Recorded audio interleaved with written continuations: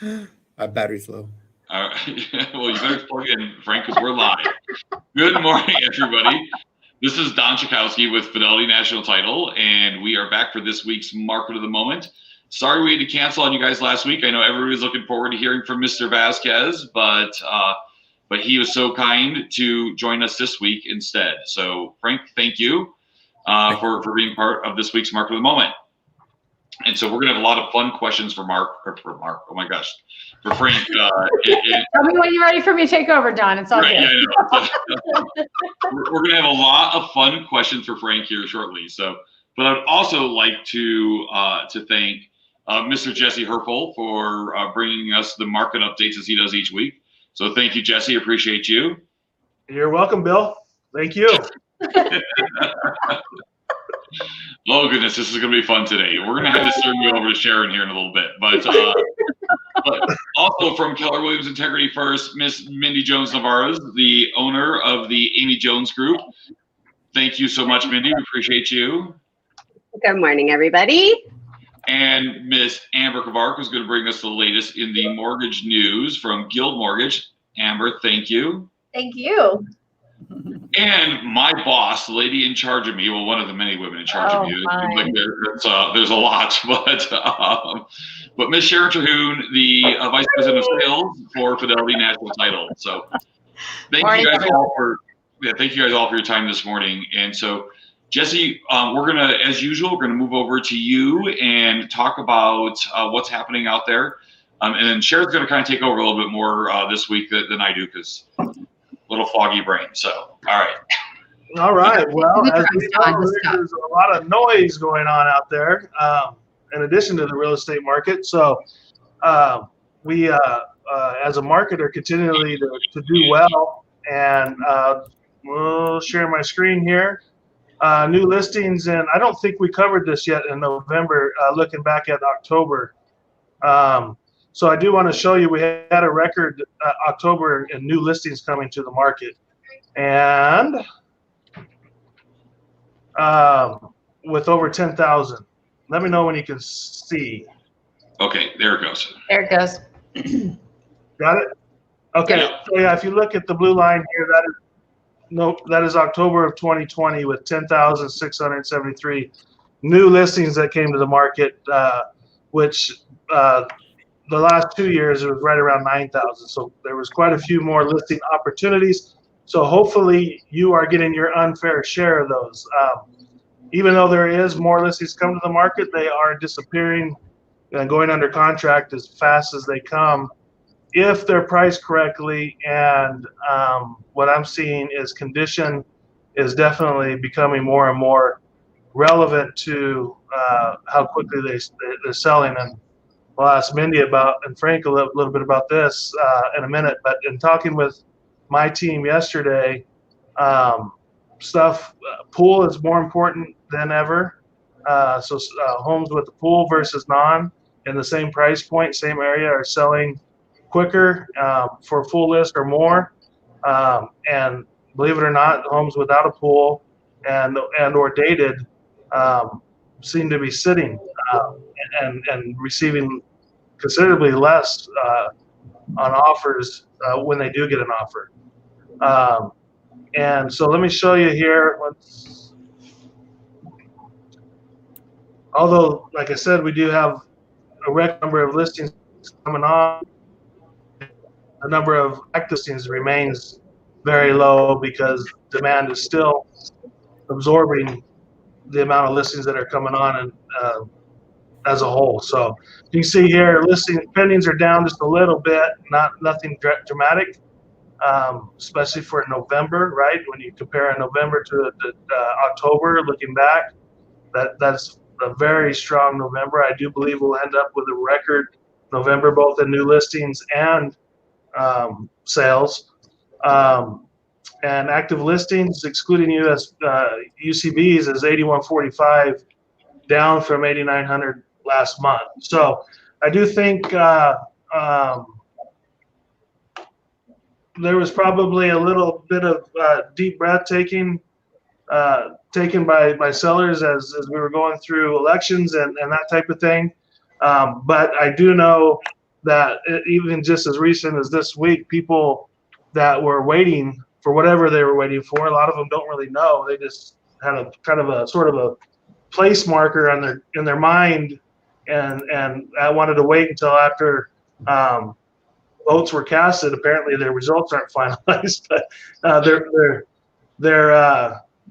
they're wanting to take action now, and so I would love to open up that conversation at some point today to see what you and Mindy, you and Frank are experiencing as you're having those conversations with your clients. I do. On the opposite side of it, I'm hearing a little bit of buyer fatigue.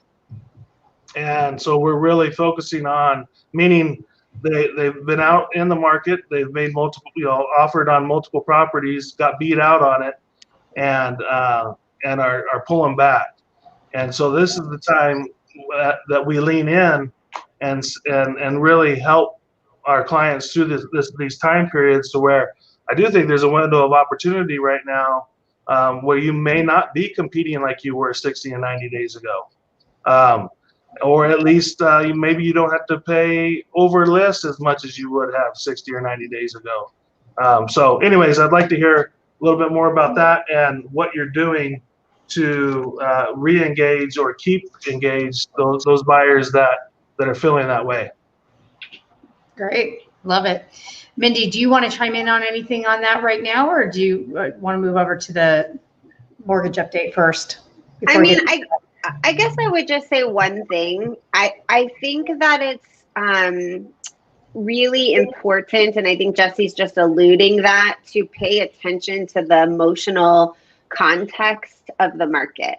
And I think that we are not only seeing buyer fatigue, but we're seeing a very strong market with a lot of opportunity create some unintended emotional consequences that are making the transaction more challenging for people. And so I think it's a unique time, because everything's good versus everything being bad, or being a bad market and having anticipated that there would be those high emotions. It's a great market for both buyers and sellers, but there are some unintended emotional consequences. And I think where we're really seeing them come out is during the inspection period. You've got buyers who are paying well over asking, waiving appraisal contingencies, doing whatever they can to take the house off the market. And so they've got these expectations when they go into the inspection period because of what that environment looked like. And then on the seller side, they've got all of that. So they saw all the interest, they felt all the hype, they had the revolving door of buyers come through their home or sold pre-market or whatever it was. And so then they have some expectations during the inspection period. And those two expectations are on opposite sides of the spectrum. And so I think it's creating this friction, even though there's opportunity for both parties. So really getting in front of those conversations. And that starts with, and why I wanted to start with it now, it starts with the consultation that they have with the lender, because a team like Amber's really focuses on tying the financial component to the market and building that relationship from the beginning. And so I just think that that's a really important segue into Amber talking about what her team is doing differently right now. Yeah, perfect segue. I love it. Yeah. Wow. Did you think reverse? Right? No, she's just that good. Was there a dry run yesterday that I wasn't aware of? Mindy. Mindy's wow. But it is true. And you know what we talk about is, I'm always trying to like tee our clients up so that when they get to their realtor, they're ready to go. They understand the market from my perspective and the financing perspective as well, instead of just hearing it from their real estate agent about, oh, it's, you know, competitive and we got to go fast and we got to offer high or whatever. And I like to use like data and facts. And so I talk a lot about the affordability index, because people have that emotion around where home prices are and the PTSD from our housing crash. And so the numbers don't lie. So I'll talk to them about, hey, our market is so strong right now because it's an incredible time to buy. Before our housing crash, the housing affordability index, which I'll explain to them, measures if the average family is able to afford the average priced house, the average family making average income is able to afford the average priced house. So 100 means that they can afford it. Right before the housing crash, we were sitting around like 108 on the affordability index. And right now we're sitting at 172.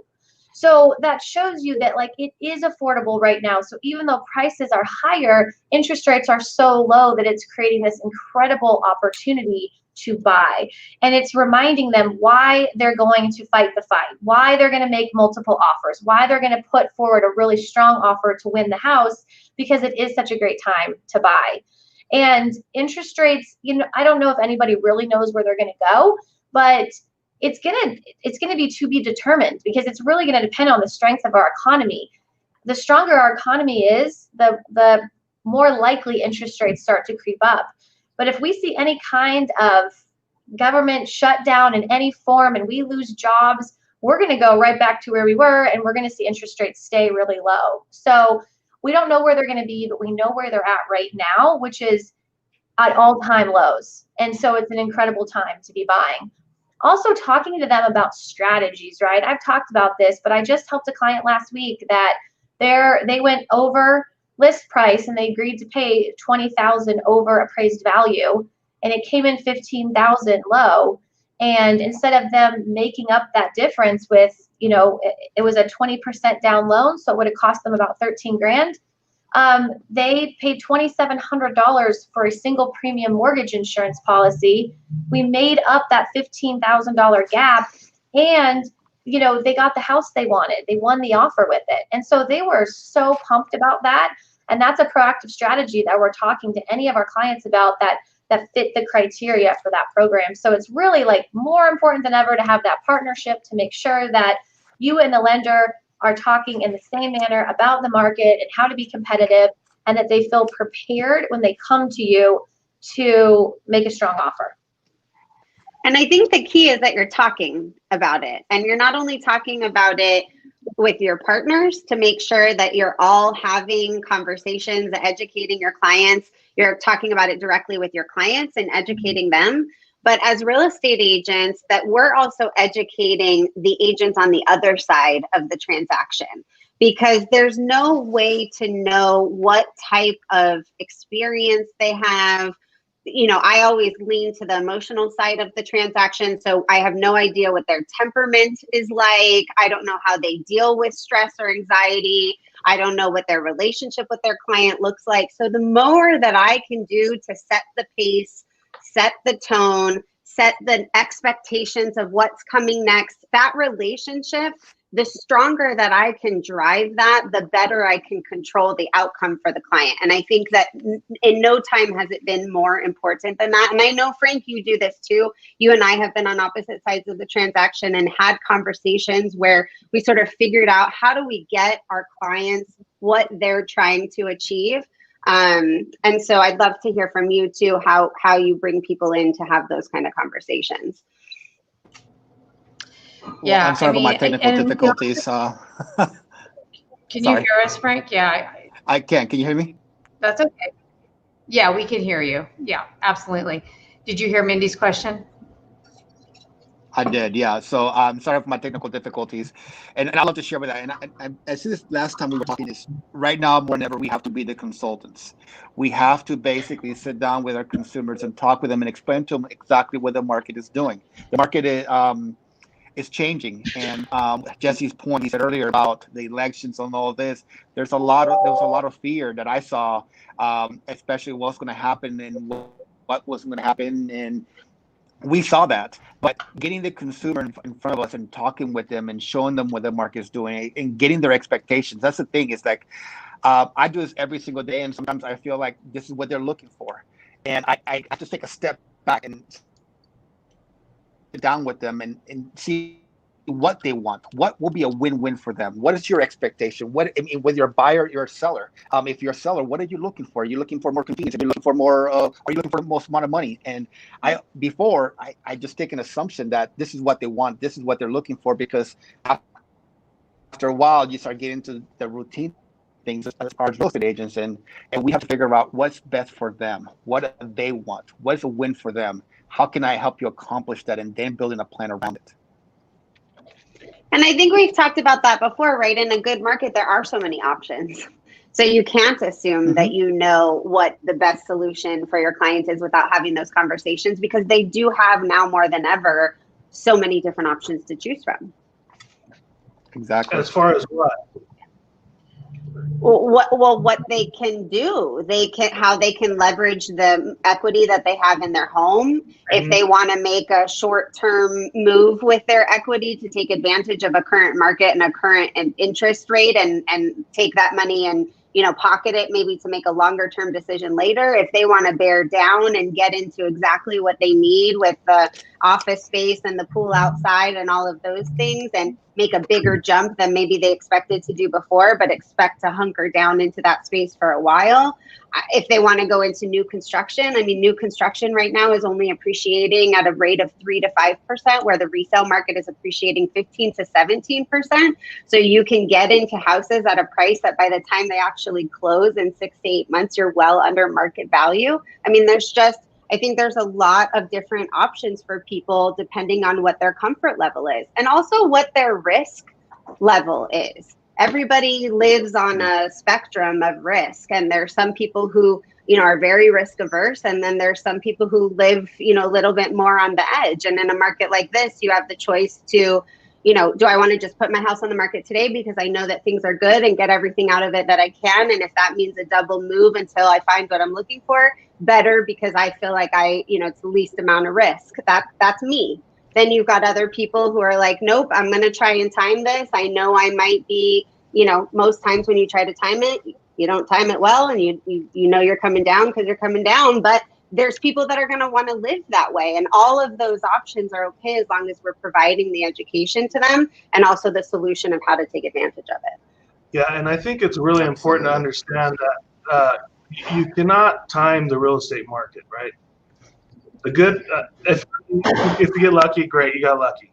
But as a model, timing a real estate market is probably not a favorable thing to do. The great thing about real estate is it works out over time, every time. And so you only get caught if you get forced to sell inside of a down market, right? And that's why I think it's time that we start revisiting this conversation. Because what I'm finding is in these conversations that I'm having, and I talked with our team yesterday, I think we're missing is, to Mindy's point, there is a lot of equity. And as a general statement, there's a lot of equity in people's homes. And the question that I would be asking is, should we be rolling all that equity into one primary residence, or should we be considering two purchases, a primary and an investment property, or should we convert your existing primary, depending on what it is, into a rental property and utilizing some of your equity to buy your next home? Therefore, we start creating wealth through real estate. Make no mistake, you guys remember that 95% of the world's wealth is held in real estate. So said differently, we sell what 95% of the world's wealth is held in. So we should be having the conversation with our clients about, is it time for us to start considering building a portfolio through real estate investment and building your family's wealth that way? And you have to do that based on your equity position in your existing home. And I think everybody on this screen right now agrees that that's a great idea to invest in real estate and to do that. But what do you say to your clients, the average consumer out there who says, well, I don't want to be a landlord. I don't want those headaches. How do you help them get over that? Let's get really clear. I would get really clear about what they mean by that, right? Meaning, do they feel as though if they invest in residential real estate or commercial real estate, whatever it may be, that they are then taking phone calls that, that the toilet broke last night and is leaking or whatever. But on average, for 10% of the rents, you can put a property management company on it, and they screen, they keep it rented. So I got a funny story along those lines. I've had my team, myself through me, manage my real estate for 20 years. And this last year, as things came up for renewal, I turned it over to a rental management company. I don't know what I was thinking for 20 years, but I'm going to tell you, it was dumb. Till you have to evict somebody, that's usually the lesson learned. Well, and I had tenants in there for 10, 12. I have one tenant that was on a 15-year note. He paid the whole house off for me. Now I have to look back and wonder why I never left. Well, it's because I never raised the rent. 15 years. Okay. Every single one of my properties were under rented. Every one of them. And I was dealing with it, right? Chasing the rents, or somebody on my team was. And since I made that change, number one, they're rented at a current market rate. And they're probably more qualified tenants, right? So my answer is you hire a law. That was a long answer, but I just wanted to put an exclamation point on that. Don't do it yourself, even if you're in the industry. There's professionals that stay on top of it. That's what they do, and the cost is minimal. I'm actually, based on them renting at current market rates, minus their fee, still plus where I was at, doing it myself. So you don't have to be the landlord. You're the investor. And I think what's interesting is you're right. You have to have that conversation, because most people that are asking that question, the reason they're asking that question is because they haven't done it before. So we have to remember that just like a first-time home buyer, if people are asking first-time investor questions, that's because they're seeking some education and some knowledge. And so instead of trying to fight them on what you think the right answer is, we need to ask them what their fear is of the situation, and then ask them if it's okay if we tell them what we know about that fear, and if we tell them what type of resources we know are available for them. And I think what's really interesting about this investment conversation is that you do get questions from people who haven't played in the investment space before, saying, well, prices are so high on properties right now. And the truth of the matter is that with the interest rates as low as they are, even if you're not making a cash purchase, you often have the ability to get funds available to you even from your first month's rent, right? I mean, it's not common that you can pay market value for a home, or even slightly above current market rate for a home, and cash flow your very first month. But because your monthly mortgage rates are going to be so low and rental prices have gone up 15%, you see plenty of people getting into homes where they've got a $1,600 or $1,800 a month mortgage, and they're getting rental rates of $2,200 to $2,400 a month. And I don't think people know that that's possible either. This is a great conversation. A good point, it really leads really well into us introducing Mr. Frank Vazquez. I can't say your last name. Vazquez? Yes. Help me, Frank. Yes, Vazquez. Close? Vazquez. I don't know. Yeah. Okay, Frank is the team lead over at the Noma Group, and their group has worked with lots of investors, very large investors. So I love how we're sort of segue from the individual purchase investments and our own investments, which, by the way, if you haven't done your business plan, and we've been talking about it for 4 weeks now, 50 days, your new business plan for January 1st actually goes into effect. I mean, in real estate world, we say it started October 1st, but technically speaking, for 2021, you have 50 days left. So I think buying some houses and investment would be a great piece to put in there too.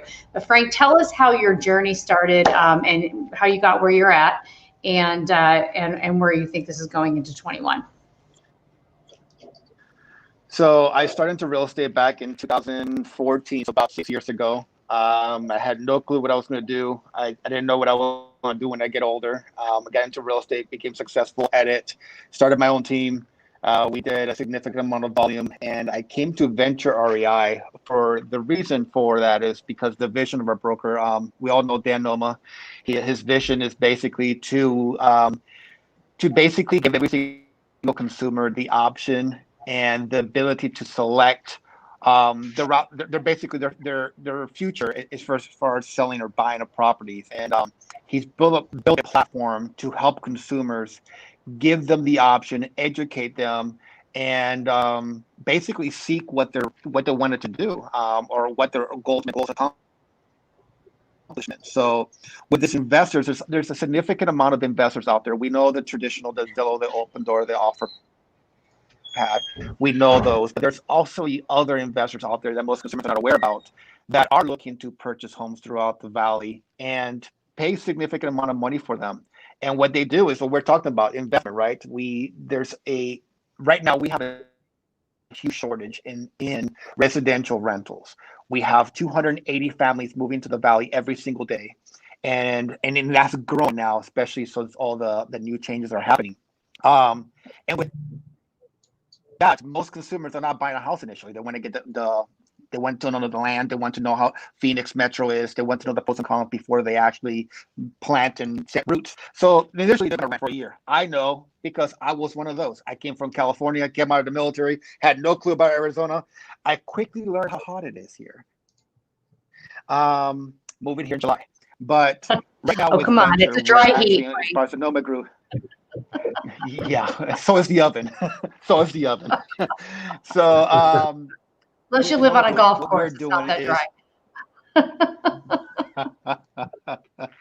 No, I came here July 1st of 2007, and I'll tell you what, it was a record-breaking day that year. And the U-Haul was 121 degrees inside, so it was awesome day. But with the Noma Group, our goal is basically to give every single consumer the option to sell or buy a property. And right now, there's so many different options that consumers are not aware of, and our goal is to give them the option and educate them on which route they want to go in. That's great. Awesome. What do you see? What do you see the iBuyers you guys are working with? What does this look like for next year for them as far as the buying goes, and how has COVID? Obviously we know they all slowed down or stopped, pretty much, and now they're back picking up. What does that look like? What are you hearing? Well, COVID did put up not just on the iBuyers, it put a pause on iBuyers, but it paused our entire country, as we know. Stock market took a dip in the first few days, thousands of points. We were almost 30,000, then we went down to almost 17,000 in a matter of days. So I don't think they paused. What they did was they tried to re-strategize. Just for instance, Open Door has revolutionized the way they actually engage the consumer. They given the consumer the option to either trade their home and buy another one. So they were creating programs, and they were trying to basically almost reanalyze the field and survey the field and see and listen to the consumer and what they're looking for. A lot of the iBuyer and the rest of the iBuyers just basically try to, again, same thing, try to realize what the consumer wants and what their options are. I think for 2021, I think it's going to be, my personal opinion, it's going to be a better year than it was last year. The reason I say that is because, like I was mentioning with Open Door, obviously we know they announced they're going to go public a few weeks ago, and there's going to be obviously some changes there. But they're doing programs that no other iBuyers are doing. For instance, they're like I mentioned, that trading program where they can actually help a consumer move into their home before they had to sell their property, and also help them make repairs while they're doing so at no cost initially upfront to them. They would pay that closing. Some of these other iBuyers, like you think of America's Homes for Rent. American Homes for Rent is a huge institutional buyer, and they're buying properties throughout the valley right now. And their goals is exactly like their name. They're basically buying the properties, renovating them, and then turning them around and use them as rentals. So I definitely see a big a significant opportunity for them, especially consumers right now. We know about contingencies, right? Contingencies are you have better luck finding Waldo at downtown Phoenix than getting your contingency accepted.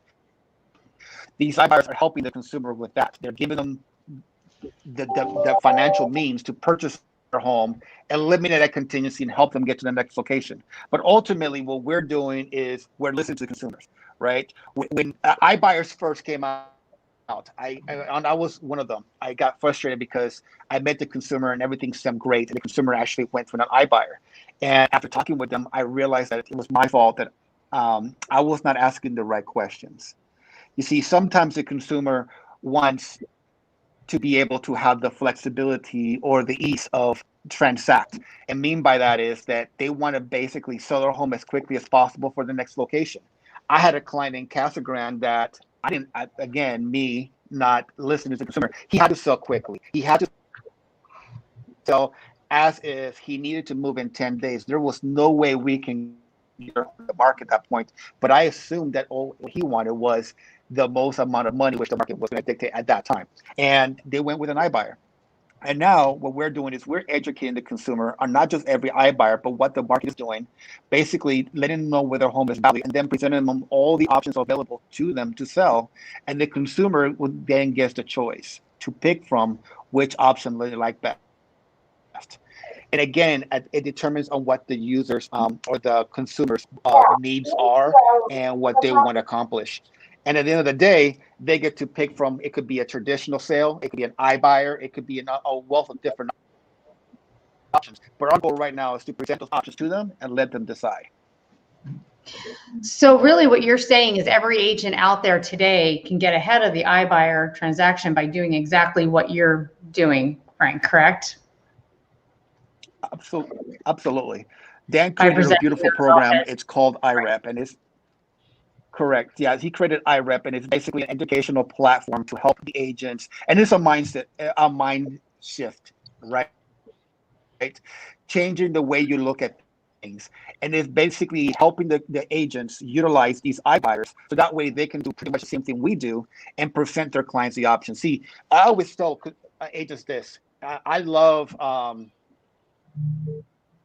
In-N-Out, and I love Chick-fil-A, but I'm not going to eat at Chick-fil-A every single night. I want options to eat, right?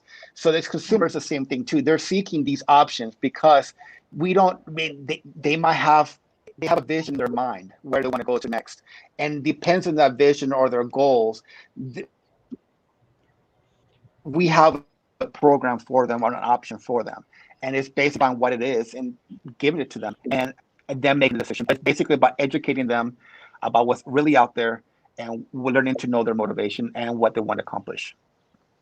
Hey, Frank, question on so, you guys have been notorious for working with the iBuyers, of course, and also a lot of the larger institutional investors. And I know that we've seen changes in their in what they're looking for as far as their formulas for buying lately, right? Their offers have been going up. They've been reducing their yields so they can buy more homes recently. Have we seen them buying more houses? Is that what you've seen? The American Homes for Rent, the Progress Residential, the this Cerberus folks, all those guys. We've seen that. I've seen a significant uptick. I've seen a significant uptick in also the consumer's desire to receive an investor option. So with, like I said, American Homes for Rent, they're definitely a huge mandate to purchase X many homes, and they're doing so by obviously connecting with the consumer, but also with Open Door. They're also, if you see what Open Door's numbers are doing, they're also increasing their transaction counts. I haven't seen much with Zillow, but I think OfferPad as well too. They're doing the same thing. Fortress, I think actually Roofstock's another company as well that's actually right now in the Valley buying, and they're looking to buy properties as well too. And there's a significant uptick. So there's a lot of demand from the iBuyers to purchase, and there's a lot of demand from the consumer also to transact with them as well. So that's what we're seeing right now.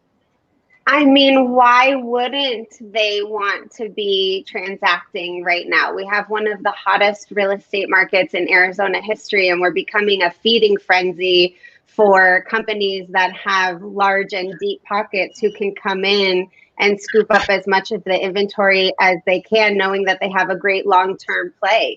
So I think what's great is that if that gives consumers confidence that we are a hot market for them to be purchasing in, then I think that's a great story to be telling. And we need to be helping our regular folks who live primarily paycheck to paycheck with $75,000 to $150,000 in their primary residence figure out how to take a piece of that pie for themselves.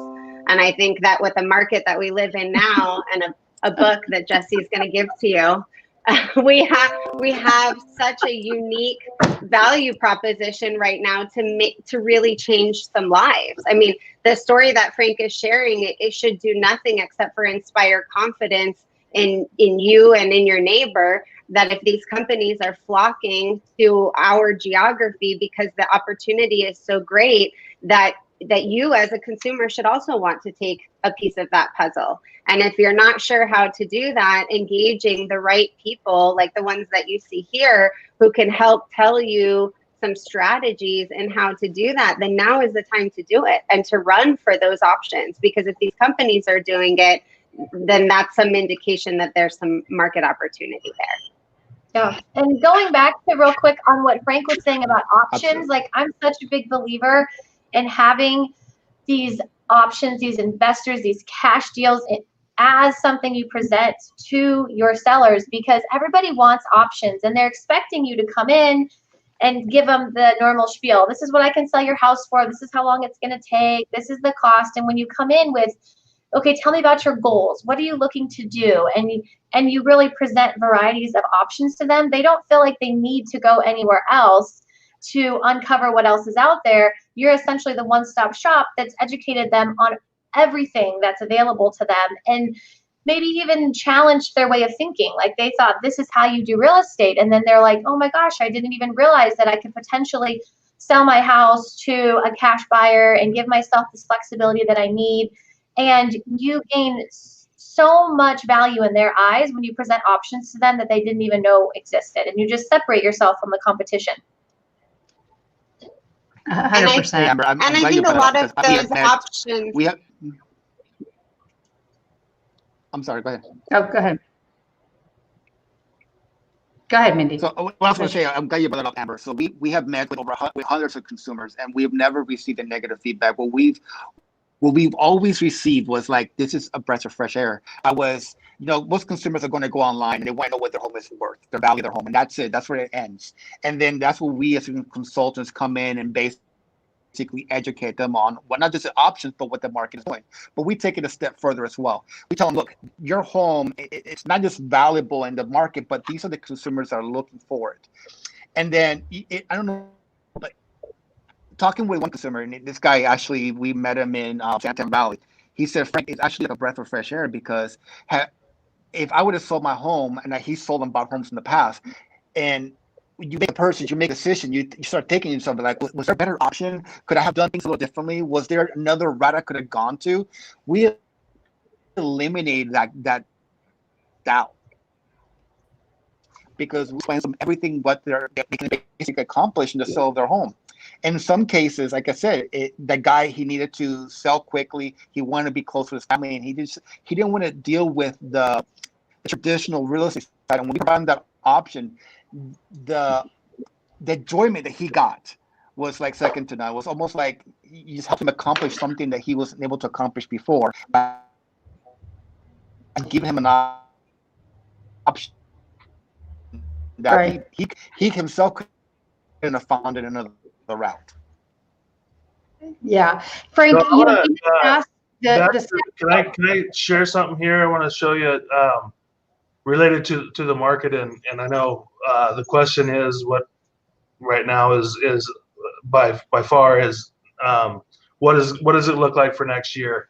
And what Mindy and Frank are sharing with us is the confidence with investors in the market are very, very, the confident level is very high, and they're willing to invest millions, if not billions of dollars into the real estate market right here in Arizona. And when you look back, and then there's the flip side of it, when, and I think Amber said it earlier today, that it's always related to the crash and that PTSD type mentality of, is that what it's going to be, and that type of thing. So let me share this graphic with you real quick of what it looks like now versus then, related to appreciation. And if you just let me know when you can see it. It's good, Jesse. You got it. Okay. So this is 2005, right? And you look at, there was 45% annual appreciation going on. And then of course, here was the housing crisis here. and then from 2000, if you guys remember, do you remember those conversations here? Is this a bubble? Is the same thing going to happen, right?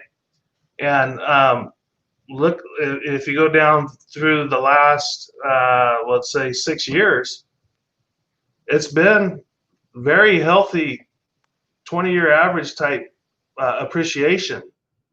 And then we go into 2020, and where it's 17, like Mindy was saying, 15 to 17%, which is still more than or less than 50% less than what it was back in 2005.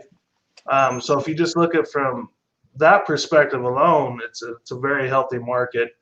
If you add in that the majority percentage-wise of purchasers are owner-occupied versus 2004 and 5, and have had to prove some sort of income stream and back up the ability to obtain financing. So it's a whole different picture, and we don't foresee inventory coming from anywhere at such a high rate that would increase supply in a way the demand would absorb it. So I think those all point to the same thing, that 2021 will be a robust year. And remember that I shared with you guys a few weeks ago, the group that is buying the homes by and large have been impacted the least by the pandemic. And so as it relates to home sales, that's why we've seen it continue to thrive. And the foreseeable future, unless there's some sort of catastrophe, unpredictable, 2021 will be robust. I think, Jesse, that 2021 or 2020 is different than 2005. And I think that a lot of consumers are fearful that there's going to be another economic collapse because of the numbers, because we're seeing the media. But a lot of families and you said it best, Jesse, this is a long-term game. This is not a short-term. This is not a day trading business. This is a long-term. We just had a client that is selling their home, and they held off since 2005. Where all their neighbors foreclosed, and now they're not just positive; they're going to net $200,000 or $300,000 more just from holding off. And also, if you think about what's happening around us as a nation, right? You think about what's happening in California. You think of what's happening with the wealth tax that passed over there. What's happening in Oregon and the mass exodus that are happening across in other countries, or I'm not sure countries, other cities, mind you. They're all flocking to Arizona. So our market is healthy. I think it's going to I think 2021 is going to be a fantastic year. It's probably one of the best years we've seen in a long time. Frank, I want to go back real quick on what you were talking about on presenting multiple, a traditional real estate, option, as well as, the cash buyer option. I know the percentages in the past were 70 to 80% of those offered still went traditional. Is that still the case today, or do you think that it's changed at all? I'm curious.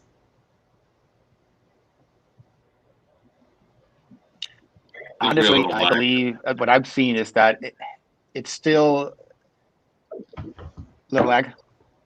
Yeah, you're good. Keep going. So what I'm seeing is that it's still, I think, still prevalent. I think that ultimately is what the consumer wants to accomplish, right? So we're seeing that the numbers of the investors before they were higher as far as their cost of convenience has shifted lower. And there's now for convenience fee minus repairs. So they're getting more and more competitive. And I'm seeing, honestly, the last few weeks that more consumers are leaning towards the cash offer solution because, and again, the consumers we're talking to are looking to buy another home. They're looking to either upsize or downsize. And going to traditional market, granted, might get them a few $1,000s more or 1 or 2% more, but ultimately that transition to help their family get to the next home with having to do it continuously without having to double move, it's more appealing to them. So they're going that route.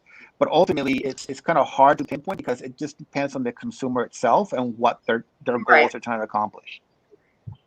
Right, but if it is, I mean, Sharon, I'm seeing us win. Go ahead. I was just going to say, I'm seeing us win these stories on the market. I'm seeing clients who are selling their homes without showings or with 1 day of showings, going well over asking, getting funds released to them before closing, getting lease backs that they need. I mean, I feel like we're winning these battles in the market without clients having to forfeit any of those funds. And I think the important part is that we're educating consumers in all the options that are available to them. And we're also giving them a clear picture of what today's market actually looks like. Because it's very different from 6 months ago. It's very different from a year ago. It's certainly different from 18 months ago. And so a client needs to understand what their chances are on the open market before they, you know, as they are evaluating all the options. Because you guys, I mean, there's so many multiple offers and with less inventory, obviously, you know, they're going to get a little more today. So that makes perfect sense.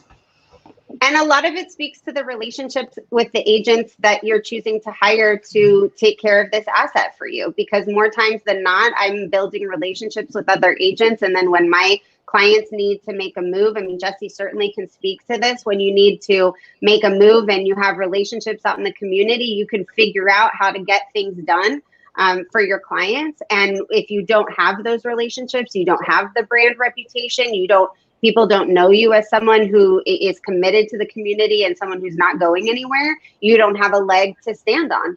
And we've made more things come through for our clients in a creative fashion, contingencies, all kinds of things on the open market because of the relationships that we have. Absolutely. I think it's the who you know is really important in the current market as well, right? Mindy, you had a coming soon. You posted on Facebook that that you put under contract before it ever hit the market recently, and that was because the right people knew to go to having the right network, and those purchasers. First, I know your sellers are really ecstatic because that took a lot of the pressure off of them. The purchaser is happy because they didn't have to go through all the perils of buying today. And so having those networks, and I know Frank, you do a lot of the same thing. Jesse, in your career, and I know you were looking for a house yourself. That's exactly what, I don't know if that's how it worked out for you, but it's exactly what we were looking for. That's exactly how it worked out. Yeah. It was an off-market deal. And it's hard to tell exactly, but there's, I would say, between 10 and 20% of transactions currently are off-market deals and represented by realtors through their networks and through their relationships that are coupling together the seller and the buyer based on wants and needs and not going through the traditional process. 10 to 20% of it. That is certainly a big part of our market, and ultimately how I ended up buying our house. And yeah. Well, it's funny though, because we brought on Frank to talk about the iBuyers and the institutional buyers and all the things, but this all kind of works the same way, right? This is also kind of working the same way. That Jesse, I saw your post. I saw you reaching out to the real estate community for the house that you were looking for. Maybe I witnessed the process on the transaction you've got right now as well. And I think that's important for us to look at. It's important to be networking within the community and to know the right people to help get those buttons pushed. Yeah. And I think it's important that you just reiterate. Go ahead. Sorry. No, go ahead. I was just going to say, I just think it's important because consumers are watching this to reiterate that when we talk about off market, it doesn't mean that we're talking about coming in and trying to put a deal together that's well under market value. When we say off market, what we mean is that we're leveraging relationships that we have in the community in order to get both parties exactly what it is that they're looking for. So with the coming soon listing that Don's talking about, we are well over asking. We have all of the things that the seller needs to make this the right move for them. And the buyer is able to get the house that they want because of a relationship, as opposed to being in a stack of offers that they have to compete with. And so both parties were able to get what they were trying to accomplish, even if those are two different things for each party. So when we talk about off market, it's very different from when you're talking about off market in the investor space, where the thought process from the general consumer is that they're coming in and they're getting a deal. And a deal may look very different in today's market. A deal can be getting the house. A deal can be the lease back that you need, right? So I just think that that's important for people who may not have a ton of experience in the space. Yeah, that's a great point. And yeah, so I paid more than any model like it by a long shot, and gave a lease back and all those things. So yes, that is not it. Yes, and yes. Yeah, but you accomplished what you needed to accomplish, Right. and the seller accomplished what they needed to accomplish. Right. So I made the decision. I finally come to the realization long ago that when my wife and I are out looking for a home for us to personally live in, the laundry list of criteria is much longer than one to go pick up an investment, because in this space it's just numbers. So what I've done is said, all right, because mentally I had to get through this, right? It's in our blood. You're negotiating on behalf of your clients all the time and trying to do the very best you can do, and so you're doing the same on yourself, and it's a mindset. But my primary residence, I'm going to pay all the money for plus. That's just it. And my investment properties, they are going to be investment properties, and I'm going to buy that property without emotion, strictly based on a criteria that I predetermined that is an investment or it's not, and I can say yes or no in 5 seconds and move on. So that's my experience, and it's been very liberating to get there because you're not going to get both. You're not going to get the longer the list of your criteria gets. You're looking. There's not as many of them out there to begin with, right? Mm-hmm. And when one does show up that fits it, you're going to pay for it, and you're going to be all right with it, and you're going to go live in it, and you're going to enjoy it, and you're going to move on. And luckily, like we tell our clients, and it's true because we live here too, and we're homeowners too, this is a long game. And if we can project anywhere from 10 to 17% appreciation in the next year, say we get half of that, say we get a quarter of that, as you're living and enjoying your home, you are also building wealth through your own real estate. And it works out in the long run every time, like Jesse said. And so you start to evaluate your personal investment properties and your primary residence in a different way. And we have the beauty of living in a geography where it does work out. Yeah. Well, and Mindy, what you were saying before, I think all the folks out there that are consumers that are watching this do need to know how important it is to have a real estate agent like the folks on this call right here that have the network out there, because even when you're buying a home, I mean, with low inventory, you got to have an agent that's got connections, like you said, and not that they're choosing them that way, but those agents are going to know to pick up the phone, call the listing agent, tell your story, whatever it takes, whether it's a letter, a video, whatever it is, to help get you to the home that you want, your dream home. So important to have those right partners in place. Amber said it perfectly as well, on the lending side, for those real estate agents out there and folks, that are buying as well. So important to have an educated lender that really understands how to navigate in the industry that we're in today, and the market we're in today. And Amber, I honestly, I've known you my whole career, I think, or your whole career. I think I was in it before you because you're much younger than me. But Amber is so strategic in what she does with her partners as far as the financing goes, and to have, that's like having an advisor sitting there telling you, no, do this. I mean, that's so important. Same thing on the escrow side, having an escrow team behind you that has knowledge to have your back during a transaction if something is seen or something comes up. to cover you, help you through the transaction, help it get closed smoothly, not let it fall out or something happen. So just, I love this. This is a great group here. I appreciate you all here today. Don, I know you might have had some final question you might want to throw out here. Actually, I know there's a couple things that we wanted to make sure that we covered, and I've been trying to reserve the last 5 minutes of this to cover any upcoming events or announcements that any of you guys have. Mindy, I know you were going to mention about the United Food Bank, so let me start with you.